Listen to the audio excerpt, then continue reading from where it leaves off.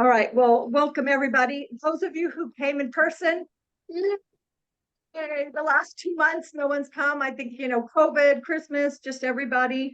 But we've been having, a good turnout via the Zoom, of course, and because I think people have kind of just gotten accustomed to that. So 83 people registered today as of 12. Usually we get another 5 to 10 people registered.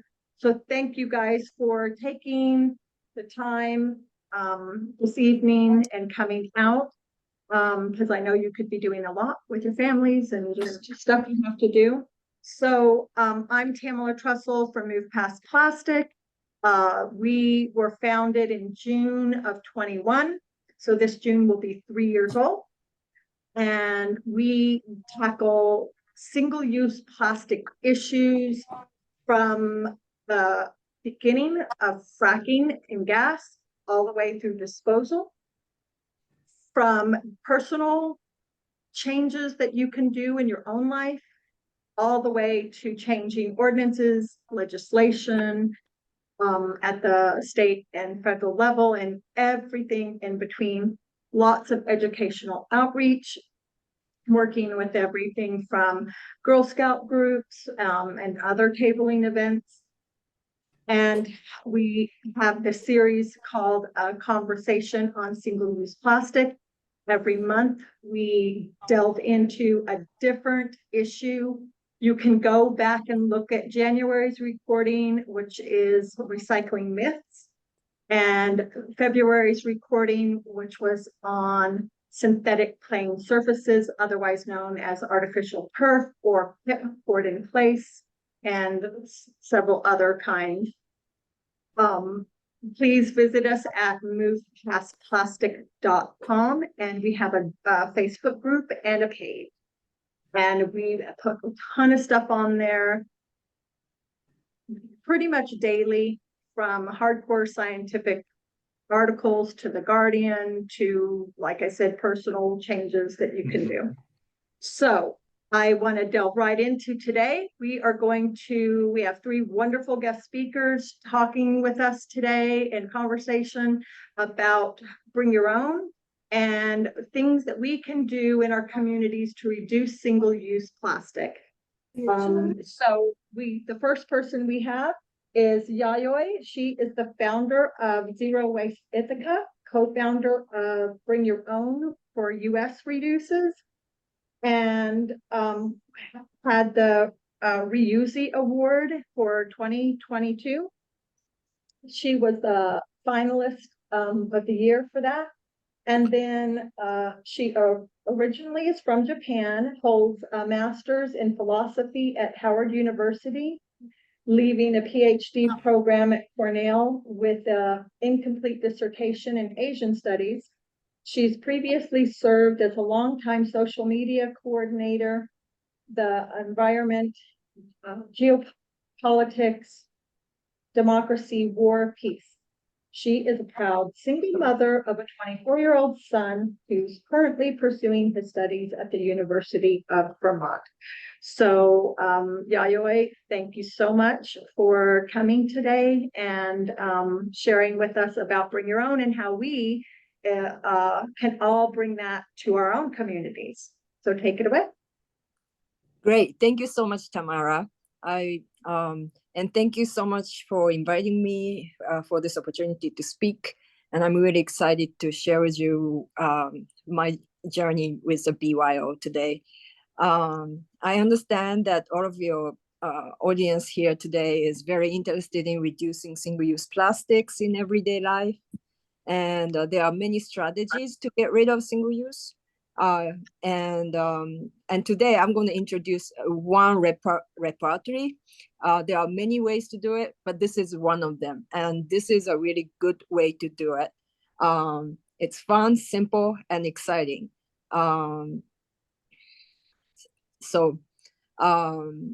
Yeah, the logo placed on this cover slide is from National Support Network of BYO practitioners. And we ask people to create groups It can be small or big.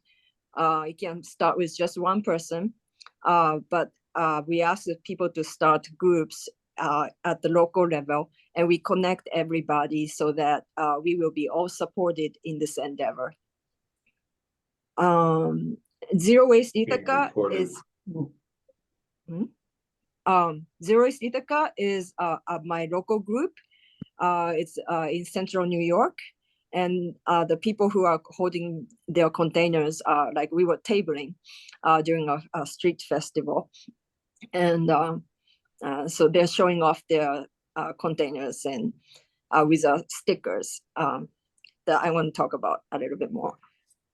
Oops, sorry, no, wrong one. Wow. Okay, here you go. I should start the presenter mode. That's what it is. Here you go. Present on this device. There you go. Shoot. All right. Next. Wow. Sorry. There you go. So what's BYO? So first, like I want to make sure everybody's on the same page about what it is.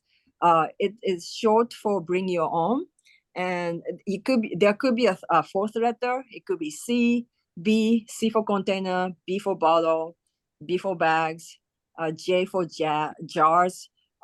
It could be anything, like U for utensils. So it's a simple and effective solution to the single-use crisis. And if you're doing it just by yourself, it's people might look at you like, sometimes like you're a crazy person, you're giving spiels at the storefront and why you need to do this, etc. But like when we do it as a group, as with anything like trash pickup, people start to notice, and it can create a really great vibes in the community. We got a lot of local news reports. We got covered by the local media, and it's just we did a social media work, and everybody loved it, and it's just created lots of great feelings in the community. And it's a zero waste practice, and it's also a part of a global movement. We copied our program from our sister organization in Canada, and it's called Canada Reduces. And it started in a very small neighborhood in Toronto called Roncesvalles, and Roncy for short. So this a woman started with their neighbors this program about like putting this sticker in front of a business front, at their doors and storefront, to indicate that they accept to bring your own containers and mugs and etc. And it became a sensation in Canada. It was just in Roncesvalles, but then like it spread out to different parts of Toronto, and now it's all over Canada. And Canada is very supportive of BYO. Generally, Canadian provinces are very supportive of BYO. You can BYO in most places for food as well.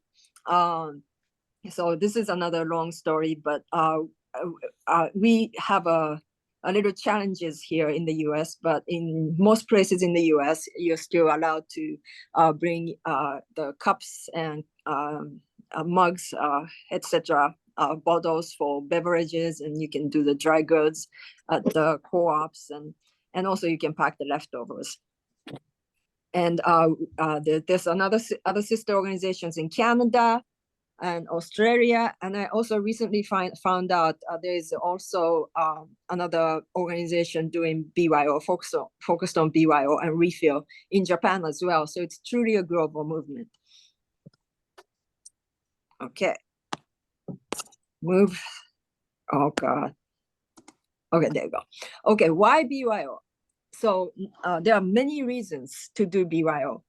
So it activates the community. Collective BYO actions have, really transformative power.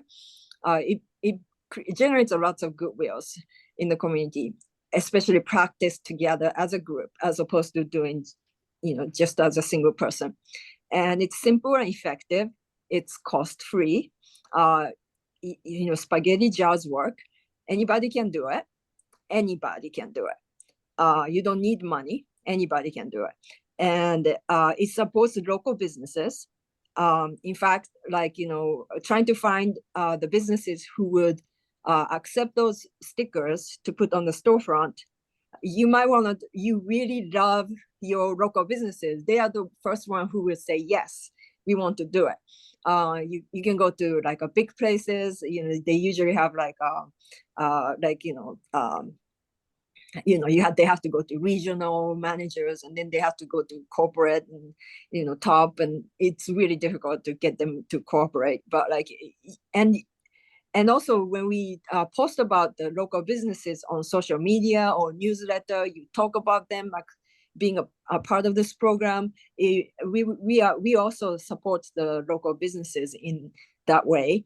And so we are supporting local businesses and they support us.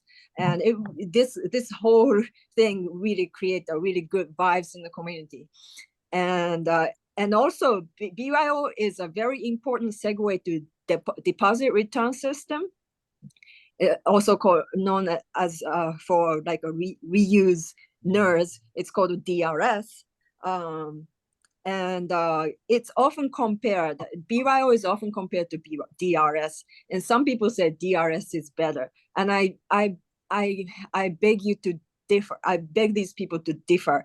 BYO is extremely important segue to DRS, because I think what you need to, but maybe I should explain what the DRS is. DRS is like, so when you go to a restaurant, they have their own reuse system. They offer to, you want to pack out your takeout. They will offer you containers. I'm sorry. They offer you containers and for deposit, and they pack your food in the container, and you take it home, you eat it, and you kind of wash it, and then you return it to the store, and then the store will wash it, sanitize it, and reuse it again. And then you get the deposit back when you return it. But it's really, the BYO, Bring Your Own Container program, is an important segue to this deposit return system, because one of the reasons is because DRS system, they could struggle to get their containers back. And I know this because I had some conversations with some deposit return system operators, and also the deposit fee is a hurdle for a lot of people, especially people who are not well-to-do. And so, Yayoi, I'm gonna yes. interrupt you. A couple more minutes left. Okay. Yes. So basically, it's important. So like when people BYO, it creates awareness about the plastics pollutions and why they want to do it. And they get in the habit of carrying containers. And these people will have less problem returning the containers for deposit return system as well. So it's an integral part. And even there's many reasons, but I don't have to, I will go to the next one. The case for BYO, this is a quote from an essay from Michelle Brake, policy analyst of a nonprofit in Canada, saying seemingly small individual BYO actions can become a catalyst and a stepping stone to other important policy decisions that usher in system-wide change. So this is a history of our network, but I'm going to skip that and how it works. So I kind of talked about it, but this is a woman who is showing the BYO sticker, and so this is how it works. Like we put the sticker on at the storefront, and you will know that you can bring in your own containers, and they will fill it for you. And we're gonna put a map on the website, and do the social media work, get the words out in the community, and so it's really fun. And these are the samples. And if you go to our US Reduces website, there are templates, so it's really easy to start. And South Australia removed the liability from retailers when customers bring their own containers. So showing like this is a part of a global movement. And California, it's one of the states that's the easiest place to BYO in the United States is California. You can BYO for virtually everything. Like you can go to a grocery store, delis, you can BYO, and you can BYO for food takeout as well. Okay. And just some pictures. Another picture of you might see, I noticed like a sticker at the storefront. Local businesses are always so wonderful. And you can also BYO, and this is a friend in DC who's doing dry cleaners. You can see those bags behind her. And you know how much like, plastic bag that's being wasted at dry cleaners. So this is another great place to do BYO. This is Ithaca, my town, and this is like students, middle school students helping us with canvassing the businesses. And this was really fun. Also, BYO is great because, you can visit other places who are doing the similar things. And these are the folks who started New York City Reduces. They have like Upper West Side and Harlem Reduces too. But this is when I visited them. He is like Alex Morgan of the phone app called Ecorate that like, shows all on the map everywhere that lets you do BYO or like have eco-friendly products and things like that. All these businesses that he maps everything like eco-friendly cafes. So check out his app.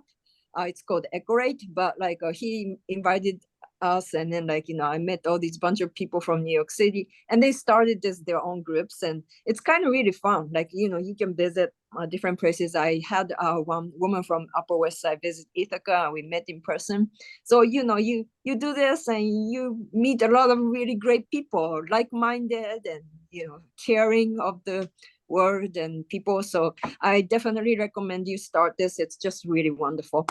And see, because it's such a fun program, we get on the, local newspapers, and this is just one. We got a whole bunch of coverages. But I liked it because it was actually printed on paper. Some these days, like a lot of news are online. So, I really liked it. And this is my friends doing the tabling for Zero Waste Ithaca. Yeah, and we also get the mini sticker for this comes in really handy because we can give it out for the tabling events, and people really like it. Like, so put it on your container so you will remember to bring it, carry it with you. So things like that. Another picture, and I think that's it. Thank you. So if you're interested, here's a link: usreduces.org/get started, and join our bi-monthly meetings for camaraderie and support. And we are all volunteers. It's a labor of love. We would like you to join. Thank you very much. Thank you so much. So today, with 3 speakers, they're going to give us just a flavoring.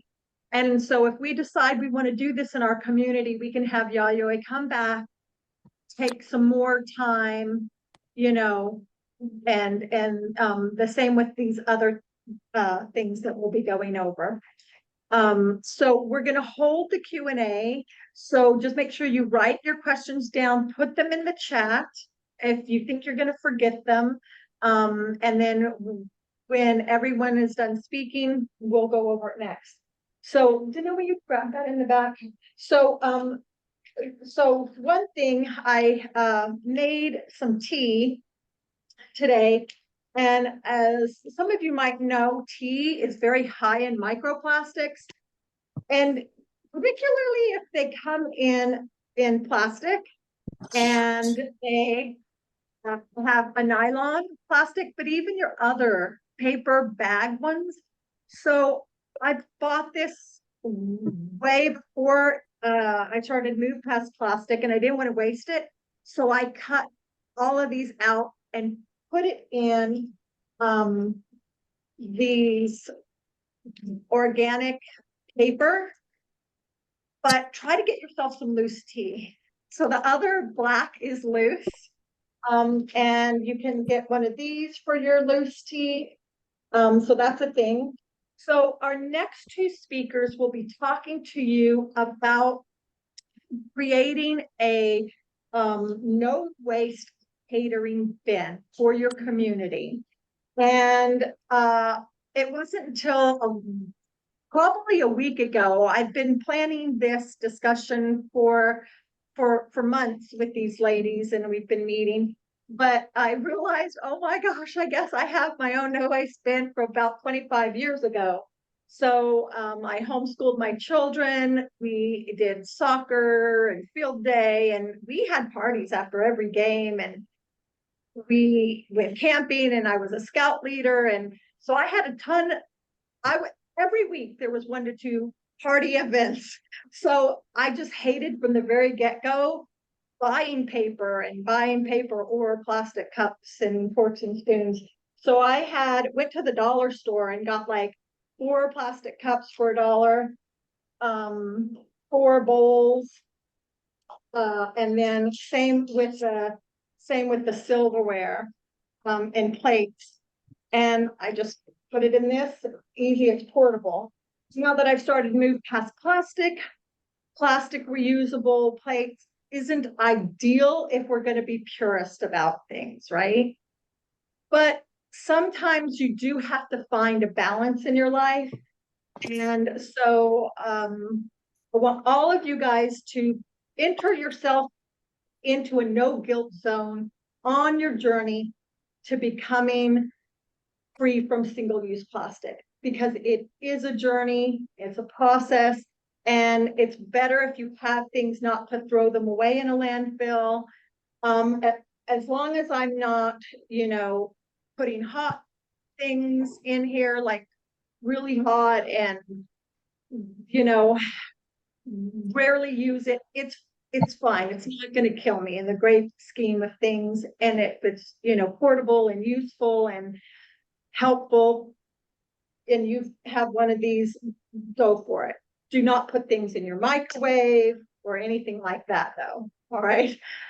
So next up to talk is Maya. And 1 second, let me pull her bio here.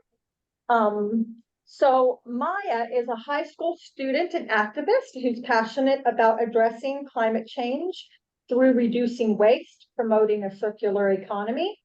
She co-leads her high school's Environmental Action Club and is an active member of Maine for Youth Climate Justice. She's a co-leader of that at her high school cohort. She's organizing high school in Maine high schools in Maine that are interested in going to zero waste, to collaborate with them and help them in their cafeterias to switch to sustainable systems.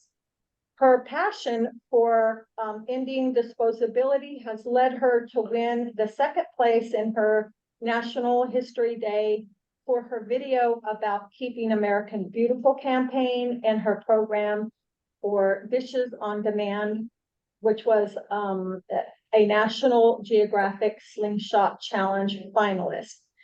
And so just to segue in, Maya will be back with us in the series of conversations on single-use plastic when we migrate into getting single-use reduced in our schools.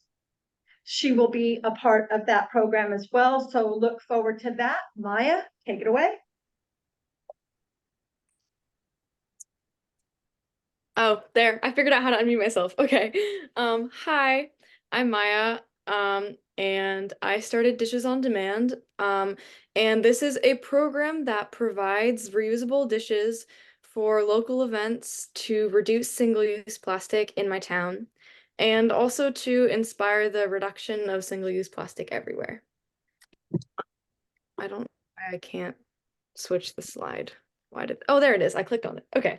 I started this program because I'm part of the cross-country running team and teams at my school. And we have team dinners together a lot But we would also use so much single-use dishes, and that really bothered me because it was so wasteful.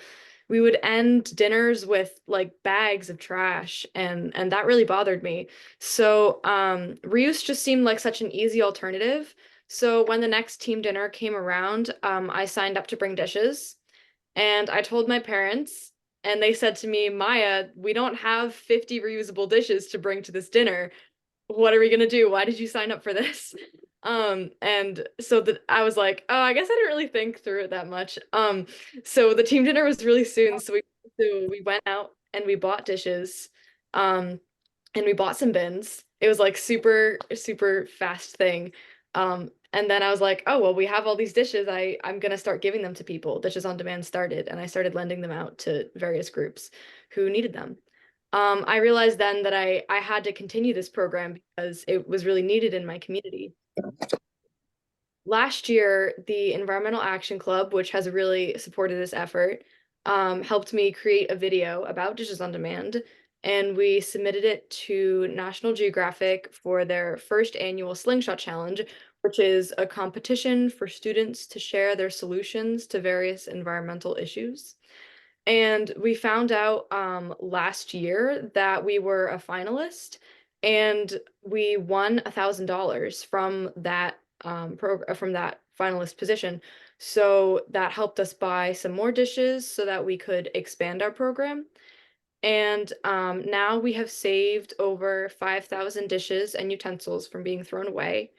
And we are looking into possibly starting to use a commercial dishwasher for more central and efficient dishwashing rather than just my dishwasher at home, since we're starting to get a lot of requests.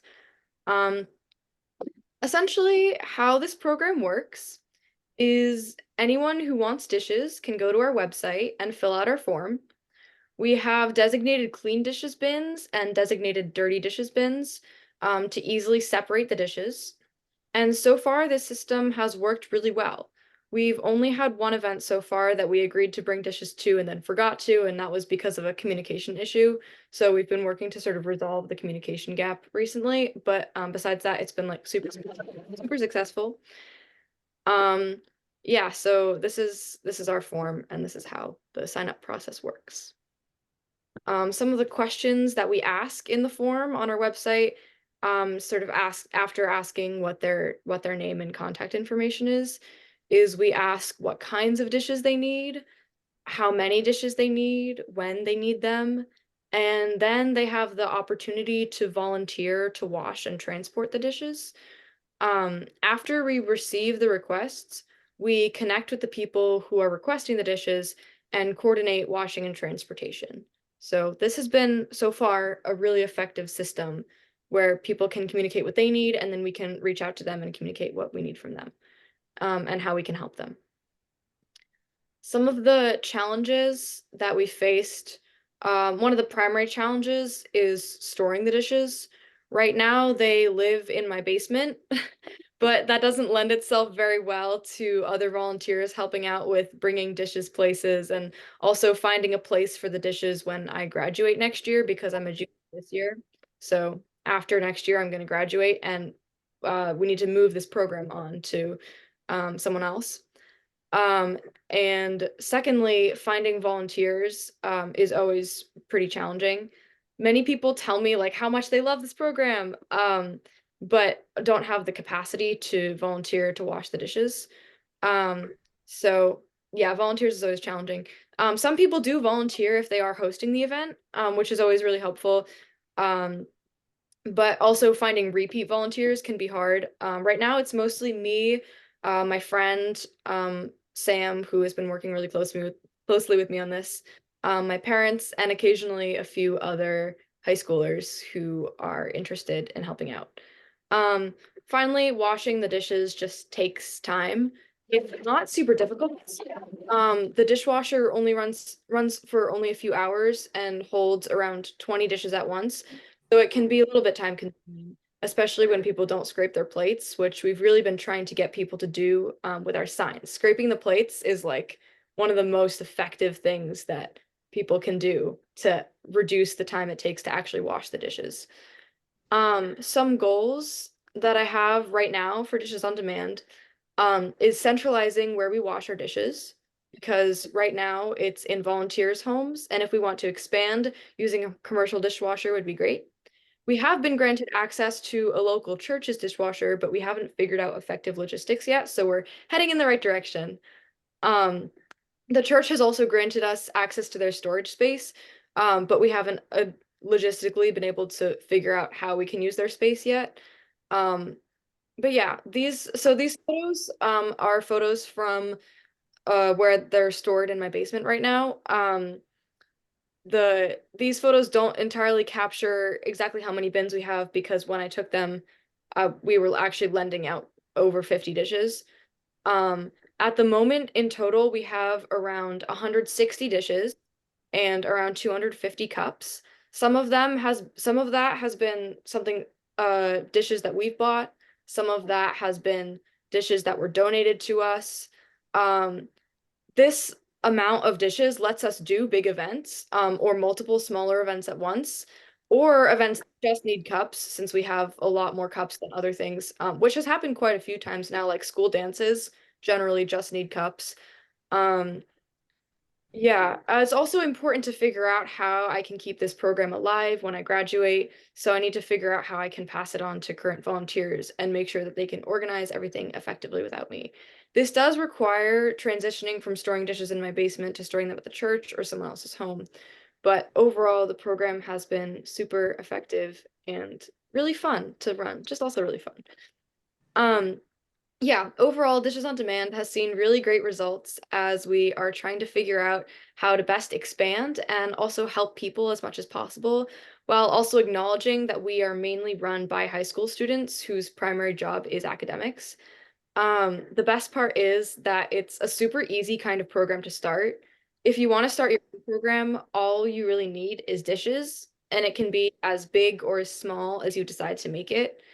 Um, yeah, it's super fun, and the best part is definitely seeing everybody's like reactions when I bring all these reusable dishes to events. People are like, "Oh my gosh, this is so brilliant. This is awesome." Like a lot of people are like, "How can I help?" And some people are like, "Oh wow, I'm so excited to be drinking and eating from like actual real dishes instead of having to throw them away." And like there's that feeling every time you throw something away, you're like, "Oh gosh, I really should not be throwing this away right now." So, it really makes people hopeful and happy to also see a student um taking flight. Yeah. So that's Dishes on Demand. Thank you so much, Maya. That's wonderful. So I saw that some of you guys have asked some questions of Maya, and we will definitely be getting to those shortly. So Maureen is going to come on, and she is going to have some of those answers for some of those challenges that Maya was having. She has a different twist on Maya's Dishes on Demand with her no waste catering bins. And so Maureen is the FoCo Trash Mob and Zero Waste Ithaca leader. She worked at her country's landfill and then in her city's recycling center for over 12 years as a recycling specialist and volunteer coordinator. During the time, she noticed an upward spike in single-use plastic, and a lot of confusion followed about which plastics are recyclable and where would they get recycled, and what they were recycling. The message became increasingly impossible for the umpteenth time when a person asked her about a clamshell. And what do you mean this isn't recyclable? It says so right here. So it started her on this journey. The January's meeting on addressing recycling myth. We had Maureen as a guest speaker. So that's available to you on the recording. And I want to welcome Maureen. Thank you so much, Maureen. Take it away. Hello, can y'all hear me? Yes, yeah. All right, awesome.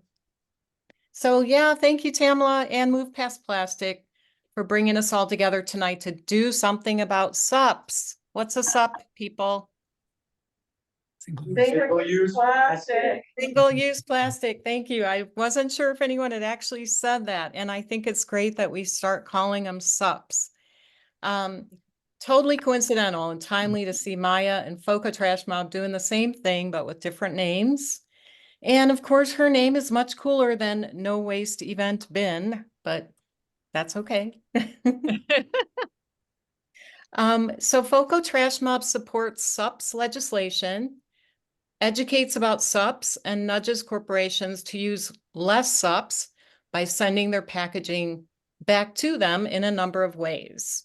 We take control over the packaging we get, and we encourage you to do the same thing.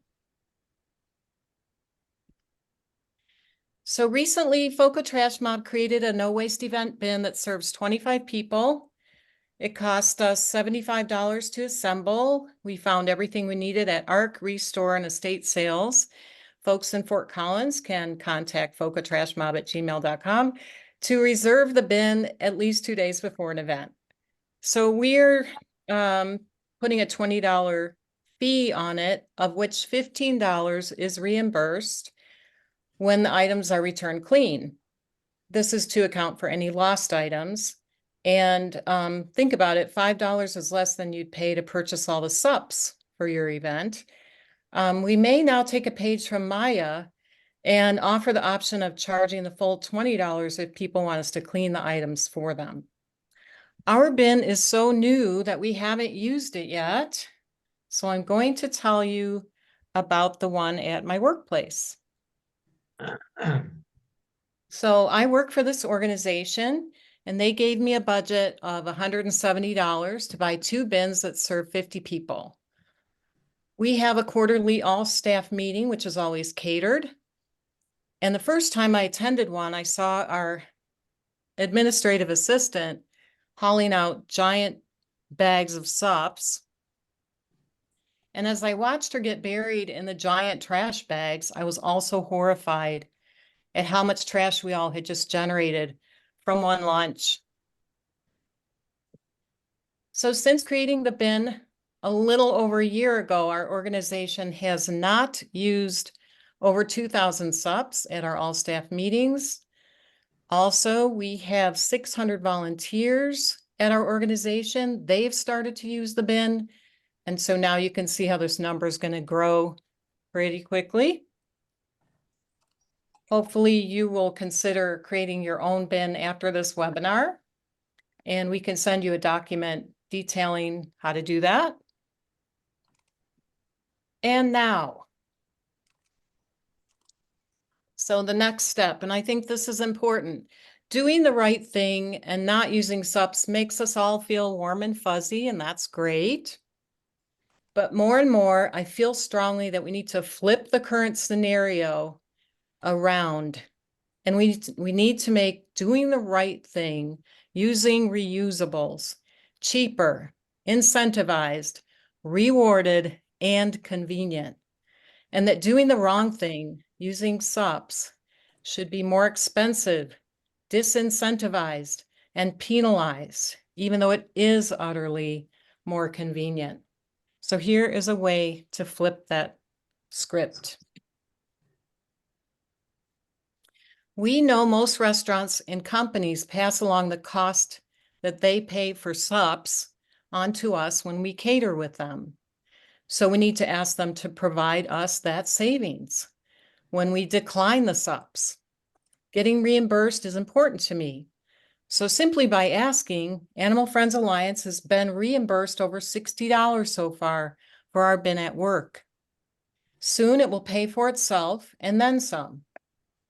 So please consider going the next step and asking restaurants and companies to make this a catering policy. You don't need to get catered food to do this action. Just sign on to this letter, which we'll bring up in a minute. And you can do the scan it there. And it just asks that simple request. It's generically set to be sent to Panera, but we can send it to anybody, any company. And now I'm going to leave you with a short conversation I had with the manager of our local Olive Garden regarding this topic. I asked her, Since catered orders automatically come with single-use items, Kathy, the name of the manager, if our organization declines those, would you give us a discount? And she said, no one's ever asked me that. Huh, let me find out and get back to you. So 15 minutes later, she called back and she said, well, turns out we absorb the cost of the single-use items, but I could waive the delivery charge. So I said, wow, that's great. Cool. I'll let my organization know. So Kathy, have you ever considered charging for those single-use items for groups that take them, and then you could give a discount for groups that don't? And she said, oh, no one's ever asked me that before. Let me find out and get back to you. And I never heard from her. So that's the end of my presentation. Do you want me to bring up this letter, Tamala? Yeah, that would be great. And then after you bring it up, you can, we'll bring these back at the very end of our discussion and the Q&A for people to sign on. But if you want to quickly just read that, because the people in the room are probably, might be hard to read. Can you guys read that? No. Yeah, it's basically just asking what we just said. Again, you don't need to be catering to do this. We just are asking you to sign on to it. And just, Tamala and I will be in charge of sending it to, we're starting with Panera, but it could be sent to any other organization. So let's give Maureen a big thank you, and then we'll get into some Q&A here. Thank you so much, Maureen. I know a lot of people have some questions. So actually go ahead and take off share, but have loaded up that for in a minute from now, if you don't mind. I'm trying to get out of share. So something I want you guys to understand is that there are $4.6 billion in externalized costs for our plastic production. The EU just last night at 8 o'clock has passed some great legislation to reduce single-use plastic. They said by 2030 that it's supposed to, with the petrochemical buildup that's expected here, I think it's 120 petrochemical facilities, that it's going to triple by 2050. But the EU is going to actually, it's not far enough, we know this. We'll get to that, but it's a start. They are moving to getting rid of all the small bottles in the satchel, the single-use satchels. They're moving to large reusable containers for shampoos and things like that, and ketchup at restaurants and all of that. So I haven't had a chance, because I've had a busy day today, to look into all the details of that EU legislation, but it'd be great if we, are able to push to bring some of that here. So we'll be working on, maybe some letters and signage and with our groups, and trying to work on that. The other thing that I wanted to say is, on all of these things we're talking about, there is an element of doing this because it's an entry level that, as you see, a high school student can do. And so it's something else that, was talked about, is it brings your community together. And that's very important, because if people are really realizing the impact of single-use plastic and they want to do something, it's just time and capacity is limited. So these are great ways to just start us on that journey and on that walk, so that we can make these systemic changes like the EU just did with one of the things they put forth last night at 8 o'clock. So that's all I have to say, if you want to just raise your hand and then direct your question to either Maya, Yayoi for Bring Your Own, or Maureen, and they will answer it. And then I'll go through the chat. You're welcome to ask whatever question you had in the chat too. There's a lull, I'll move to the chat. And that means you guys too.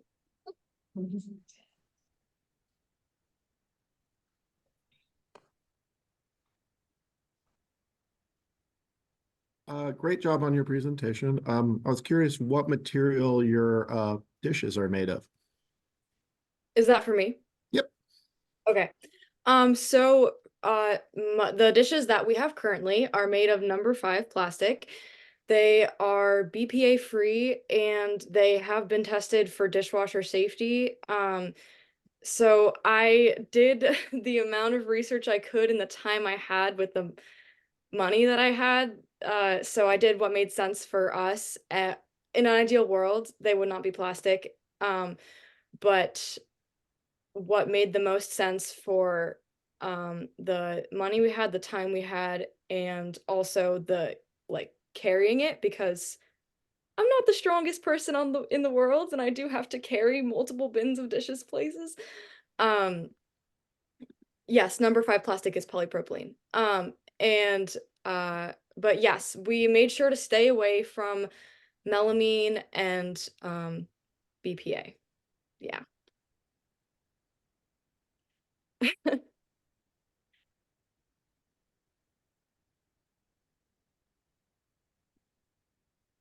Scott? I just wanted to say thanks for inspiring me to go to the next level. We've been involved with groups that hold fundraising banquets or community banquets, and we've been working on trying to move these folks forward.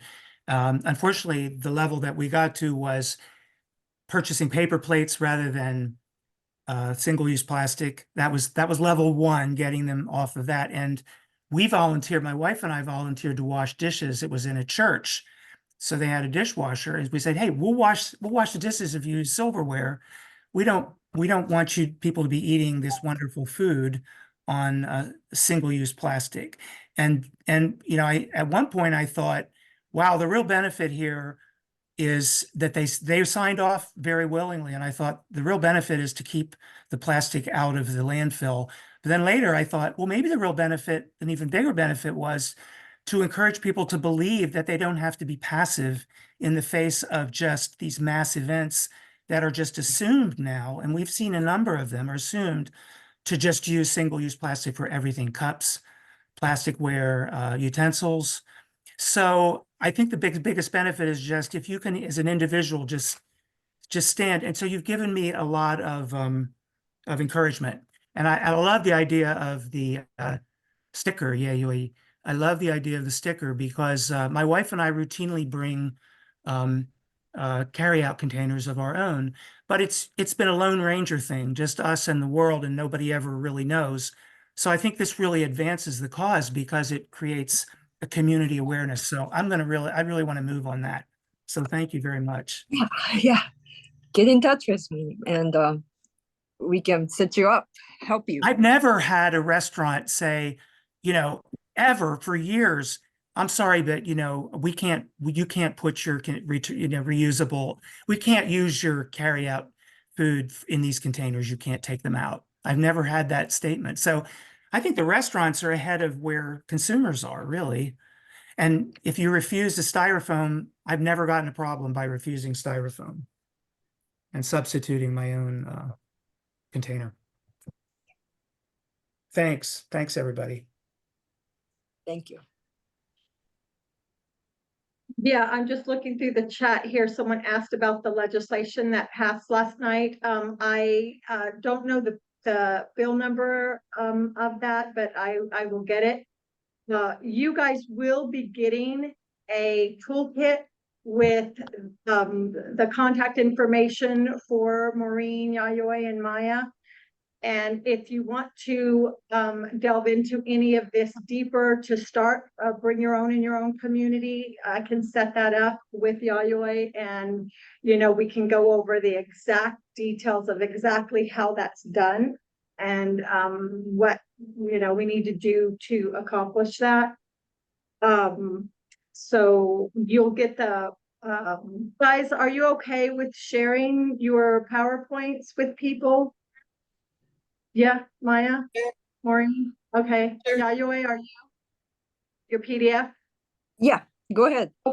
Okay, perfect. So I'll include those. I've got the email started, so I'll add those.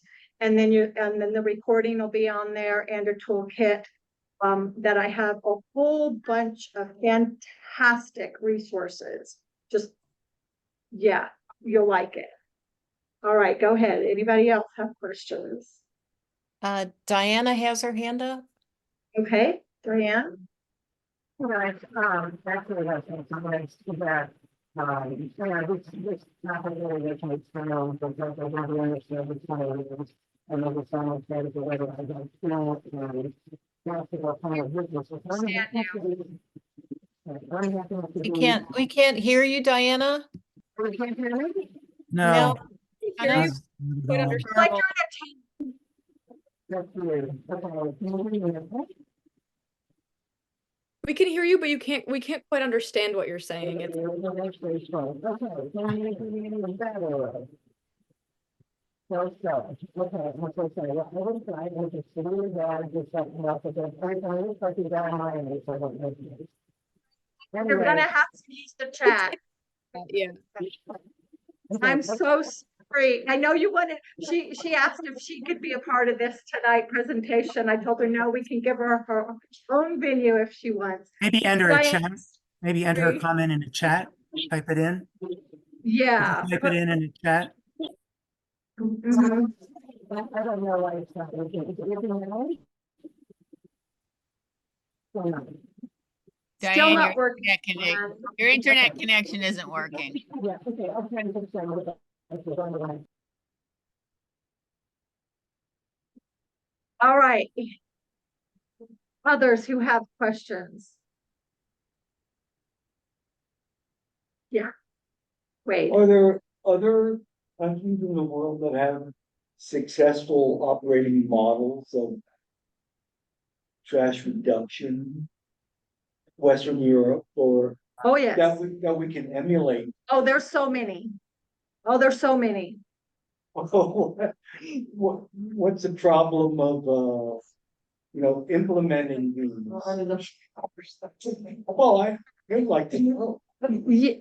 Well, here in the US, Yeah, a lot of it is marketing by the petrochemical industry to get us to buy in to be in a disposable economy.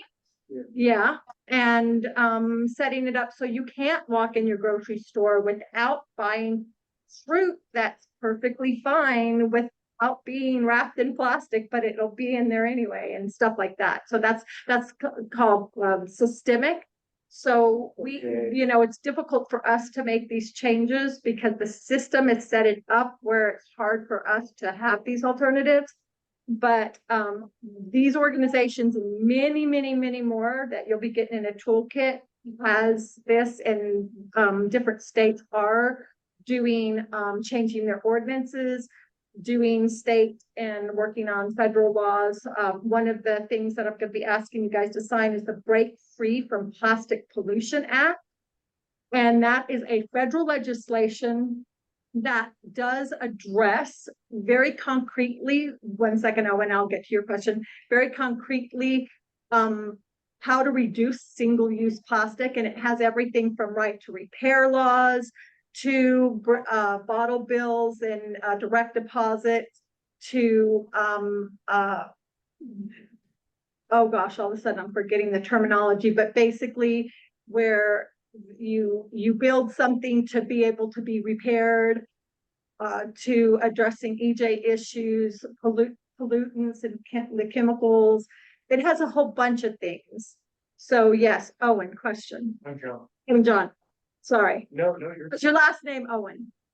No, oh my God. But we're trying to table it. Lots of people. So. He does. My question is for Maya. Can they hear me? Am I loud? Yes. Should I yell? Maya, Okay. can you hear him? Good, okay. Okay, so Maya, I'm wondering, what are some of the challenges that are perhaps unforeseen in storing, all of your material? I noticed you have multiple bins. It seems as if you could perhaps condense those, but I wonder if weight would be a problem then. So what was how did you approach storing those? What was your thought process like? What are the challenges? Yeah. So right now we have yeah, we have bins and we stack the dishes in the bins. We try to do bins of 30.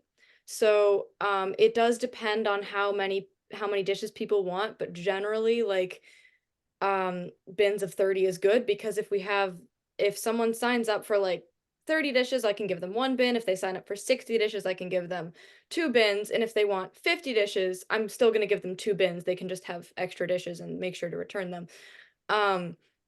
Which yeah, that's been the most useful thing. My basement is also kind of nice because it's unfinished and it has this like indent in it where we can store dishes pretty easily, and we don't really have any other purpose for that space there. But yeah, I guess as I said earlier, the only issue with that is that it's like my basement and I'm graduating. But but yeah, besides that, the storage has been, it's definitely been more helpful to keep it in consistent numbers rather than tailoring each bin exactly to what each person requesting it needs. Yeah, I don't know if that directly, does that answer your question, or are you looking for something more different, or? That's very helpful. An organization I'm affiliated with is probably going to store, a bin like that, and thinking about the logistics of that is So let me bring your attention to this. So you've heard kind of like where these two ladies are housing and what purpose they're using for their reuse bins.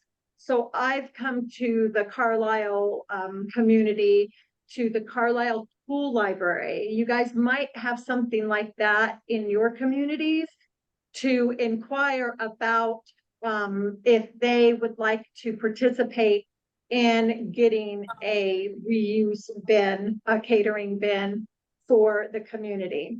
So that's something else that you can look into in addition to churches, or even there might be a centralized restaurant, that they might like that, because then people would come to them, be more apt to come to them for the catering. So Tam, can I yeah. just so say that, that's a great idea. And I just want to bring it back around to trying to get reimbursed, because I do think that's important. When you're asking people to do extra work, you're asking them to do more. And I think that by just making a nudge to have this be a policy, so that we can pay for our bins, people are then more amenable to keeping them in their homes or their basements or whatever. So I just wanted to make a final plug to ask y'all to please sign on to that. You don't need to cater. It's just a way to nudge corporations. Yep. Just real quick, Danelle. So Maureen is going to post back up the letter, and I just want to just ferret out a little bit more about this letter. By you signing this letter, what we're saying is, yes, I would like a restaurant that I patronize for catering, that if I refuse single-use plastic, that they would reimburse me that typical 3 to 5% that it costs them for those single-use plastic. You're not saying that you do that you plan to do that. You're saying that that's a good idea. We'll collect all of these names of organizations of people on this letter. Then, once we've, I've got to talk to Maureen, Maya, about our timeline, before we have a cutoff point. But we'll have a cutoff point where, we'll say, okay, now we're going to release this letter so that you will be able to print out that letter with the names of the people and the organizations who have signed on, saying that this is a valuable thing that you would like to implement. And then you can choose to take it to whatever restaurant that you would cater with, or even your church, or whatever, your key club, or your Kiwanis, or whatever, if they're using, single use. It really doesn't matter, right? So I highly encourage you guys to click onto this QR code and sign on to it. And so that we can show support for this initiative that Maureen has here of getting reimbursed for doing the right thing. So Maureen, you want to go ahead and post it, and then go ahead and ask your question. Yeah, it's in the chat. It's in the chat twice. It'll be in the PowerPoint, QR code.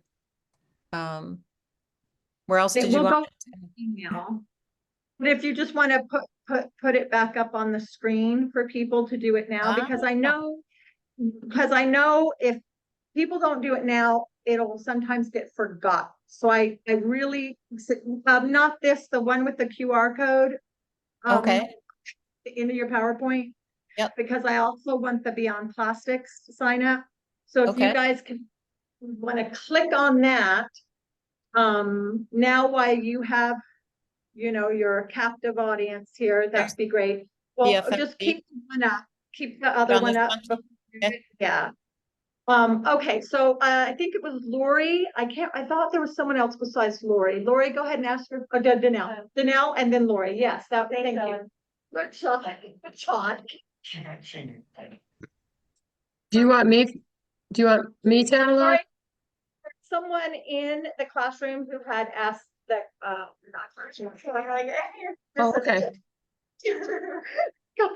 There were just a few things. First of all, thank you everybody who's presented and everyone who's attending, because it's very re-energizing. And we need more of that, more hope and energy. So thank you. And there was one thing that when you threw out EJ, probably everybody knows that stands for environmental justice. You threw it in with other things, and I just wanted to make sure that people weren't thinking that, wait, am I missing an acronym for some sort of plastic material or something like that?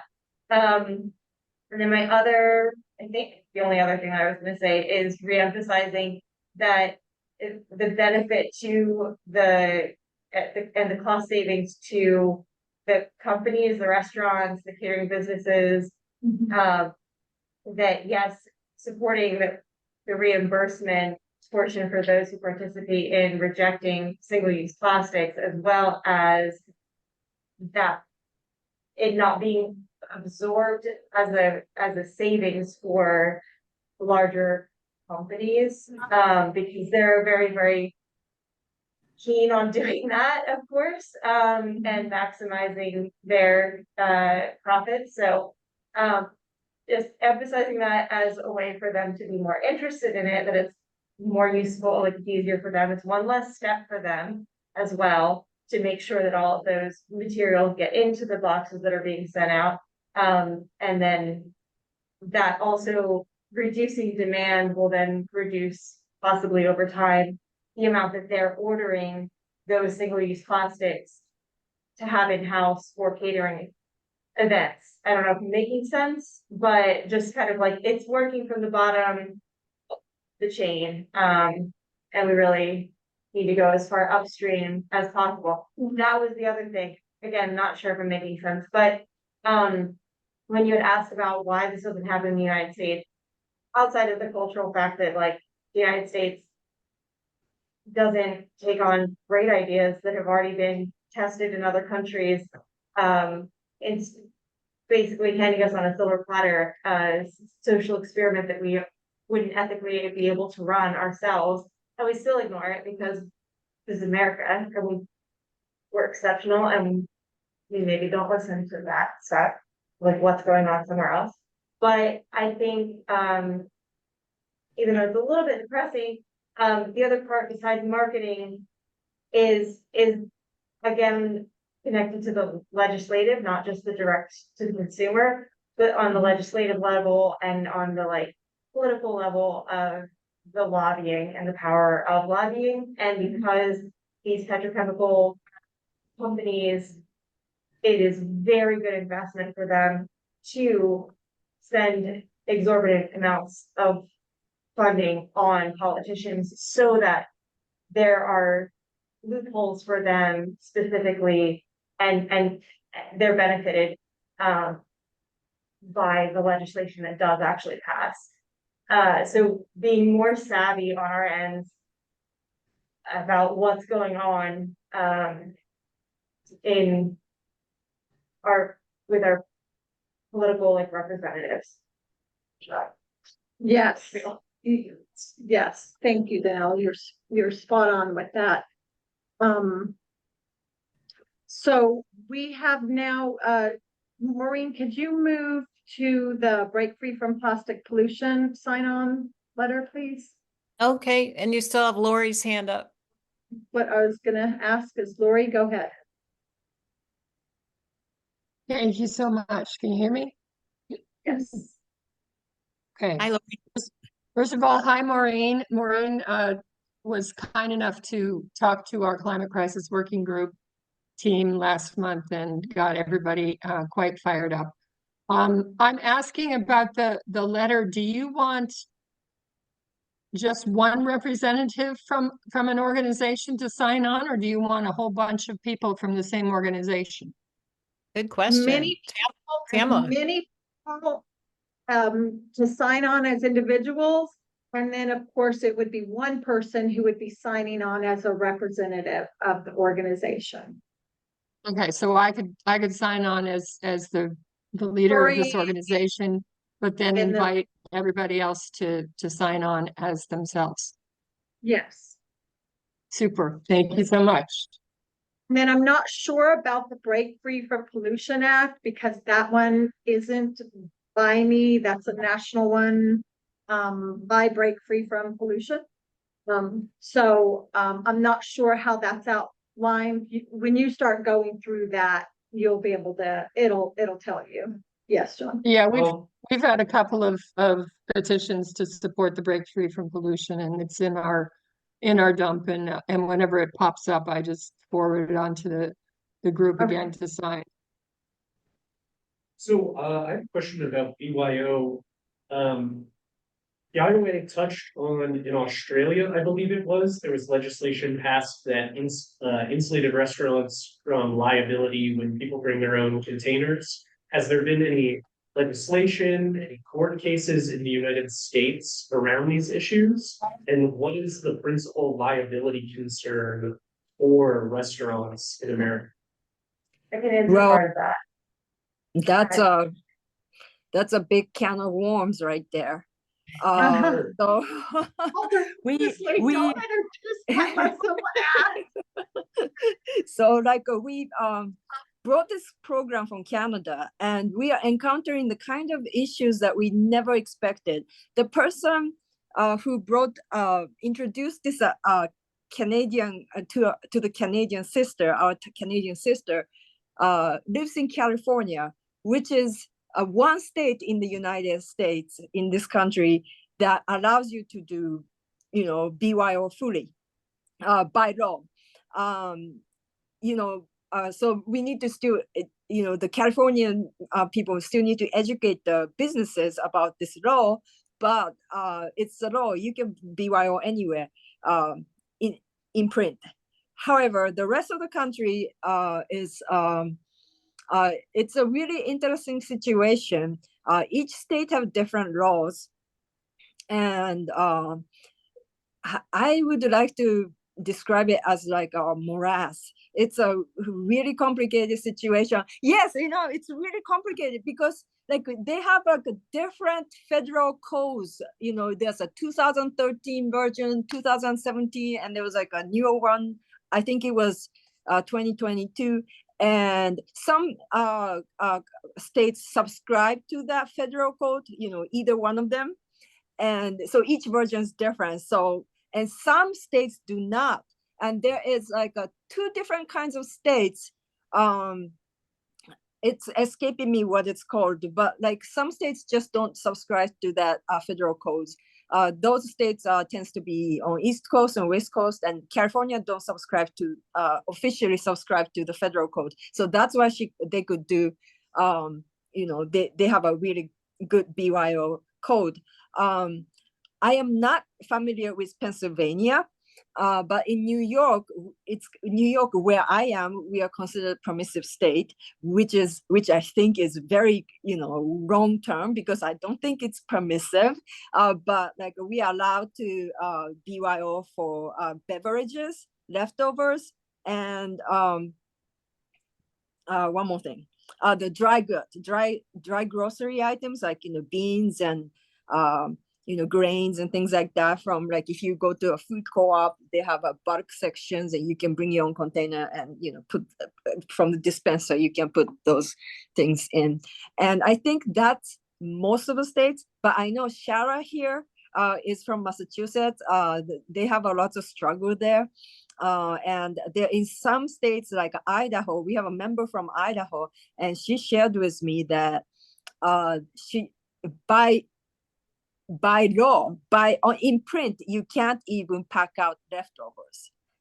Yeah. So that is really like, shocking and problematic. So I think we really need to raise awareness and change those laws, because it's a issue of civil liberty that we want to do something in our life to reduce plastic consumption, and it's not letting us do it because of these laws. So it's really liability issue, right? So basically, it's the local and state health departments. We have to check with and see what's permissible. Like I was saying, and then if for some reason there are barriers to that, then the next step would be to put in an ordinance in your municipality. And Yayoi, my guess is you or someone else in our network would be able to help write up one of those. I think there are some out there through Upstream, if not Beyond Plastics, Plastic Pollution Coalition, or bring your own, should have a model ordinance, I guess. So that would be the place to start, and then with your state. Does that? Yes. So the part of the reason we built this support network is because we encounter so many challenges that we realize that we need to support each other. So like, if you live in California, it's great, but like, in other states, there are a lot of people who wants to do the same thing. And it's been a long journey. So if you want to, start the program, please come join us. We are all friendly folks, and we like to support each other in this journey.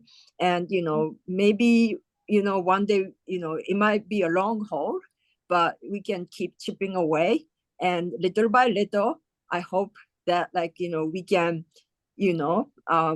create a momentum and change the laws, because this law doesn't make sense. All the other countries have laws and government supporting BYO, and in the United States there's an very active prohibition and scaremongerings about cross contaminations when we don't have a single documented case of cross contamination from BYO to our knowledge. So come to us if you're interested. I'm going to put just a pause real quick. Being aware of the time. And Sarah, we'll stay on to answer your question, and Yayoi, you can wrap up. But I do want to thank everyone who came tonight. If you need to go, I understand. We will record through. We will be putting a stop in about 5 minutes. If you have further questions, email them to me, and I will make sure that Maureen, Yayoi, and Maya get them, and you'll get your questions answered. And COVID, just real quick, a comment, COVID really set us back with the bring your own initiative. Okay, so final question here from, is it Sarah? Shara, it's not so much a question. I was just going to comment on some of these BYO questions that just came up. Let's see, how I can do this really fast. I mean, I think the big issue around liability and the food code, and I didn't 100% hear what you always said. I had to step away for a minute, but in the food code, it's all really about contamination, ensuring people's safety. And so things that where there's no ability for there to be contamination is really what the issue is. So I actually am I have a zero waste store. And so for example, like we make sure I have it in my town, the way they interpret it is that I have to do all the filling in my store so customers can't fill themselves, but that's the way that we can prevent the cross-contamination. So specifically things that are in the food code that are allowed. So I think that's where like is really useful to start, because I think trying to work with your Department of Health or, you know, at the city or state level is, I mean, it's doable. I just think that that's a big piece to try to tackle. I think trying to focus on where it's already allowed is where it really makes sense. And that's where we're focusing. So beverages is a big one, being able to bring your own cup when it's a because again, as long as it's a contamination-free process, which most of the time it is, someone's just pouring coffee into something or whatever it is, that's allowed. Being able to bring your own mug is allowed in most places. It's allowed from a health perspective. It might be up to the individual establishment, not that they choose not to allow it, but from a health perspective, it pretty much is allowed. Another thing that the leftovers, as someone else pointed out in here, I don't see any reason why you can't pack your own leftovers at your table. But the idea for giving a restaurant your containers for them to either pack your takeout in or to ask them to take your container to the back, that's where there's an issue, because then they have liability that they can be bringing something into their establishment. And I think that's just something that's really important for like the lay people out there to understand, is at the end of the day for a restaurant, if they get sued, like that's everything. So it's just a lot easier to be able to say no, because the risk of even if the risk is low, if there's any risk at all that they can get sued, that's their entire business. So I think that's just something that people need to be sensitive to as well. So anyway, Yeah, just a couple of pieces. Oh, and then that's recyclable, just quickly, the company that does the reusables, basically the way that works is, I mean, there probably is liability. I forget what you have to sign, but the fact is that when you bring back a container to a restaurant that's participating, they then put it through their sanitation cycle and everything so that it's all clean and ready to be used for the next person who's going to do the takeout with it. So that's how they're able to ensure that, the container is not, just someone bringing it back and not washing it. So that's, part of it. Is it? Yeah. Yeah. If I may, Diane. I'm sorry.